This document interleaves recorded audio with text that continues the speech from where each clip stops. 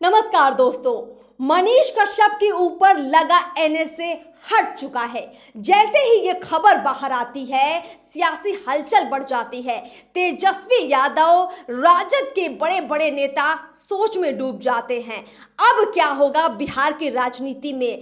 जो चैलेंज मनीष कश्यप ने दिया था, क्या अब वो धरातल पर उतरने वाला है? हमारे साथ सहयोगी सुजीत है।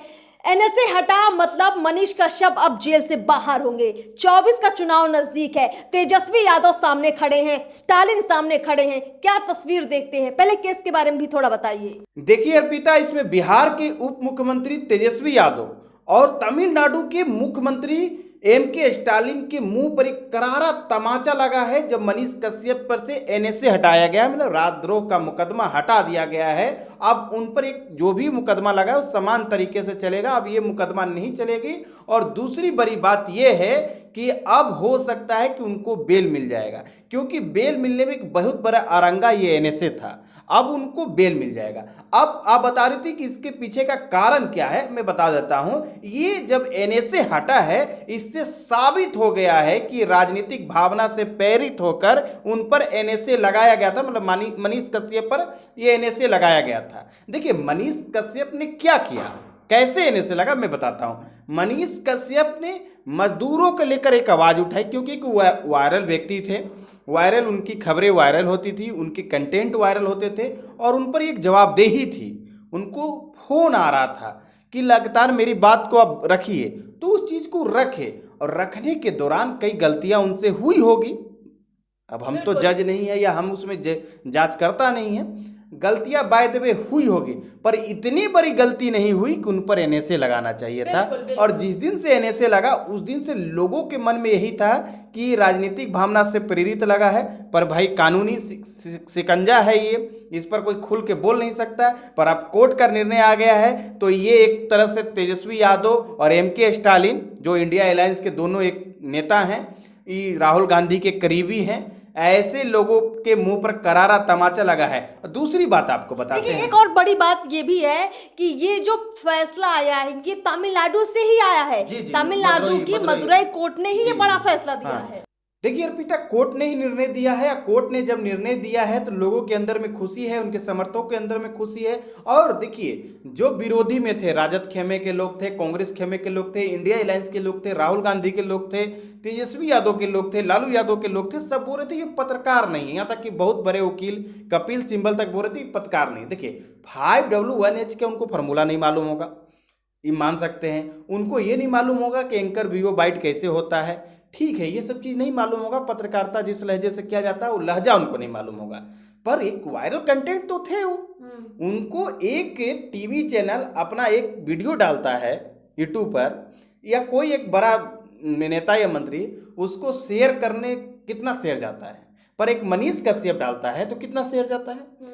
तो मनीष कश्यप की पॉपुलैरिटी कितना आगे थी, पॉपुलर है मनीष कश्यप, इसीलिए डर रहे हैं ये नेता। और इसी के लिए डर रहे हैं। पार्टी के छोड़िए, मतलब भाजपा से डर नहीं, जदयू से डर नहीं, मतलब विपक्षी किसी से डर नहीं, मियां तेजीदा रहमान जी से डर नहीं, उपेंद्र कुशवाहा से डर नहीं, ओनली मनीष कश्यप से डर रहे हैं ये तेजस्वी यादव। देखिए अर्पिता, मनीष कश्यप तो एक पॉपुलर व्यक्ति हैं और तेजस्वी यादव को इनसे डर है।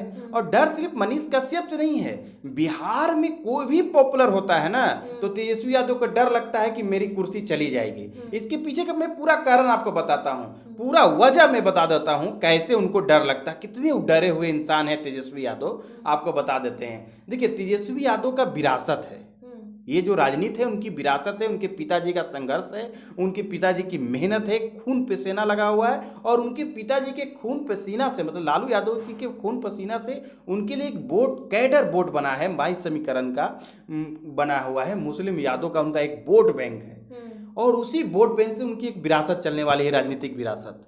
पर उस विरासत को कोई न डोलाए, इसके लिए काफी चिंतित रहते हैं, क्योंकि जमीनी नेता रहे नहीं है। देखिए 2019 के लोकसभा चुनाव में कन्हैया है, वही कन्हैया जो जेएनयू में प्रेसिडेंट है, उनके समय में देशद्रोह के विरोध में मुकदमा भी चला, जेल में भी गए और देशद्रोह का वहाँ नारा भी लगा जेएनयू के अंदर में। वो बिहार में आए, बेगूसराय से चुनाव लड़े और लगातार लोग तेजस्वी यादव के मनाने में जुटे हुए थे कि आप कन्हैया कुमार के विरोध कन्हैया में? के लिए नहीं, कन्हैया कुमार के समर्थन में आप वहां प्रचार कीजिए। और वहां से बीजेपी के गिरिराज सिंह चुनाव लड़ रहे थे। अच्छा। पर राजद मतलब तेजस्वी यादव, राजद नहीं कीजिए, राजद के कई लोगों का मन था, तेजस्वी यादव खूब अड़ गए कि नहीं, बेगूसराय से राजद का कैंडिडेट खड़ा होगा और मुस्लिम कैंडिडेट खड़ा होगा, और उन्होंने खड़ा कर दिया। और कन्हैया कुमार वहां से चुनाव हार गए और गिरिराज सिंह जीत गए। तो एक बड़ा चेहरा वहां से निकल पड़ा। अब देखा वहां से निकल पड़ा हो, अब जाके कांग्रेस में शामिल हो गया और दूसरे राज्य में घूमता है, बिहार में नहीं आता है। जल रहा है कि हाँ आएंगे तेजस्वी यादव हमको दम डाउन कर देगा, हो सके फिर हम पर भी राजद्रोह का केस कर दे, कुछ और केस करके मुझे जेल के अंदर में डाल दे। कन्हैया कुमार इस चीज को समझ चुके थे। देखिए, मनीष कश्यप उस पूरे तरीकों को नहीं समझ पाए जो तरीका तेजस्वी यादव अपने विरोधियों के लिए लागू करते हैं, और लगातार वो तेजस्वी यादव के खिलाफ बोलते रहे। और तेजस्वी यादव के मन में क्या चल रहा है मनीष कश्यप के लिए, उस चीज़ को नहीं समझ पाए, उसका खमियाजा भुगत रहे हैं। अगर समझ लेते तो उसका खमियाजा नहीं भुगतते। इतना अब बिहार में एक मान के चलिए कि कोई पॉपुलर नहीं हो सकता है राजनीति और सामाजिक के क्षेत्र में। अगर कोई पॉपुलर होगा उसको तेजस्वी यादव डाउन कर देंगे। तेजस्वी यादव युवा नेता अपने सामने किसी को नहीं खड़े होना देना चाहते। दो उदाहरण है, देश ये बिहार की जनता, देश की जनता देखे। मैंने कन्हैया कुमार को उदाहरण दिया और मैंने मनीष कश्यप को उदाहरण दिया। दो ऐसे बड़े उदाहरण हैं जो राजनीतिक भावना से प्रेरित होकर उन पर हमला किया गया। एक तरह से उनको एक को चुनाव हरा के यहाँ से भगा दिया गया कि तुम बिहार आओ भी मत। देखते कन्हैया आते हैं बिहार? नहीं आते हैं कन्हैया बिहार।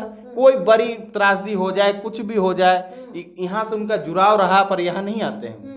यहीं से स्टूडेंट लीडर का शुरुआत किए हो, राजनीति का शुरुआत किए, तब भी यहाँ से नहीं आते हो। किसी कार्यक्रम, बहुत कम कार्यक्रम, कांग्रेस के भी बहुत आते ही नहीं है। डर है उनको तेजस्वी यादव से। हाँ, जिस दिन कांग्रेस यहाँ अपने दम पर खड़े हो जाएगी ना, उस दिन हो सके कन्हैया आएंगे। तो उसे कन्हैया कुमार की बात अलग है। मैं इसलिए उनको इसमें शामिल किया कि देखिए तेजस्वी यादव को डर कैसे होता है। तो मैं बिहार के उन सभी युवाओं को बोलना चाहता हूँ जो पॉपुलर होने की सपना देखते हो, तेजस्वी यादव के उस मन मस्ती को समझ लीजिए कि तेजस्वी यादव कैसे आपके साथ करने वाले हैं, और उसके अनुसार आप तैयारी कीजिए। अगर आप उसके अनुसार तैयारी नहीं कीजिएगा तो आपके हाल कन्हैया कुमार और मनीष कश्यप जैसा हो जाएगा। ये गारंटी है और ये उदाहरण है।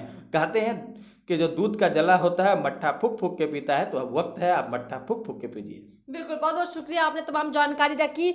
तो अब मनीष कश्यप पर एनएसए जो लगा था हट गया है, जेल से बाहर आएंगे तो क्या होगा। उनके चाहने वाले समर्थक तो कह रहे थे कि मनीष कश्यप चुनाव लड़ेंगे। अब देखना होगा कि क्या 24 के चुनाव में मनीष कश्यप उतर सकते हैं, क्या उनको बीजेपी की तरफ से या किसी और पार्टी की तरफ से टिकट मिल सकता है। क्योंकि जो पॉपुलैरिटी मनीष कश्यप के पास इस वक्त है वो बिहार के अंदर शायद किसी और ऐसे पत्रकार के पास या ऐसे नेता के पास नहीं है। सोशल मीडिया के मामले में वो नंबर 1 पर है और इसका फायदा हर राजनीतिक दल उठाना तो जरूर चाहेगा। देखते हैं मनीष कश्यप आगे क्या कुछ प्लान करते हैं, उनकी रणनीति क्या होगी। फिलहाल इस विश्लेषण में इतना ही। चैनल को सब्सक्राइब जरूर कीजिए। नमस्कार।